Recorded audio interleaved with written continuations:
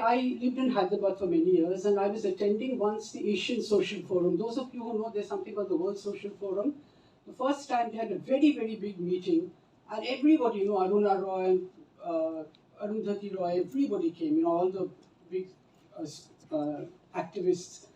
And there was a film festival. The films had been chosen in Delhi, and I don't know who chose them, but I went there very eagerly, thinking, oh, wonderful, I'll be seeing some, great alternative cinema. And of course, Ritik Ghatak, Mrinal Sen, everybody was represented. I didn't see my father's name. And I felt very sad. I thought to myself, he made these films, which were definitely not, they were popular, but they were not made like popular cinema. So why was he missing? So on the last day, I was leaving, and my friend said to me, come here, why are you going away? I said, because, it's evening, I need to go home. And she said, your father's film is being shown here. I said, no, you're mistaken, it's not being shown. She showed me a stall. So she was sitting, she worked for Orient Longman, the book publishers.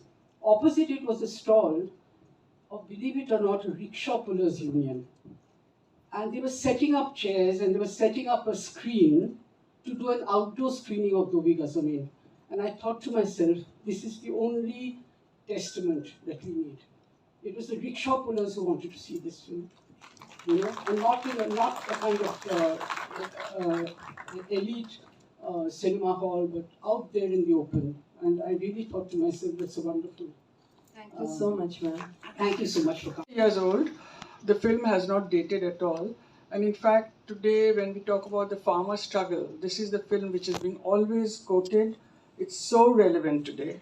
In fact, more relevant than when it was made. And when this was made, there were questions, why would such a dark film come soon after India's independence? This was one of the questions raised by the film critic of London. And I think we can't say anything authentically, but I somehow find that this film resembles, and in a very strange way, my father's own life, who was thrown out of his estate from Bangladesh and came as a refugee long before refugees were even heard of. So I see Shambhu Mahato's struggle and my father's struggle in a very strange way match each other. Thank you so much, and do watch. Sorry? Okay. Can you hear me? Yes. And to see so many of you here to watch my father's film, Bigha Zamin. My brother was not even born when this film was made, but I remember going around with my father to look for locations for the film. And what is today the Juhu Velepalli scheme was those days rice fields. And many of the shots in Bigha Zamin were taken there at Juhu Velepalli scheme, and which sort of matched his location. Most of the village scenes were taken there, and most of the film, of course, is shot in Calcutta. It's also a film which belongs to Calcutta, I mean, we can talk, go on talking about the film, but I would like to say this is a fantastic initiative by NMIC to show classics, bring them back to the big screen. And these films are not made for small screens or for handsets. So it's really a pleasure to watch it on the big screen. I hope the print is good. I'm sure it is. So enjoy it. And I think very soon you'll see these films restored and come back in a better format, because they're being restored in a very, 4 of my father's films are being restored. I hope you can see all 4 of them someday, and we can see them together. Yeah? Thank you. Joy. Good evening, everyone, and thank you for being here, and thank you, NMIC. Thank you, sir. And the choice of film, I feel, is very appropriate, because you all haven't mentioned it, but it's the 70th year of Bigha Zamin. Yeah, it's been 70 years.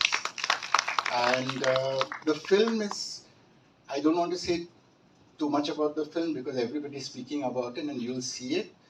But the thing is, the wonderful thing is that the subject is still relevant today. And I feel the film hasn't really dated, which again is wonderful, because a 70-year-old film to be relevant today is remarkable. I'll just share one personal anecdote because, as my sister said, I wasn't even born when Do Bigha Zamin was made. So I have to also explain that my father wanted to always keep his personal life separate from his film world. So we never saw his films. And the first time I saw Do Bigha Zamin was after he passed away. And it was, in fact, just a short while. Some film society had arranged for a screening, and I remember going with my mother. And the first time I saw the film, and it affected me very deeply.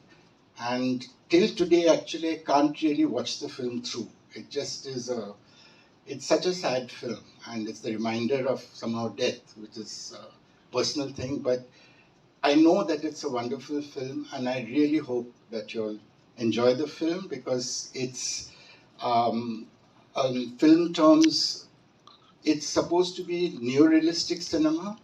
It was inspired apparently by the movement neorealism in Italy. So I think it was the first time probably that this kind of gritty reality was shown. And I feel very privileged to be Bimal Roy's son. And thank you for being here once again.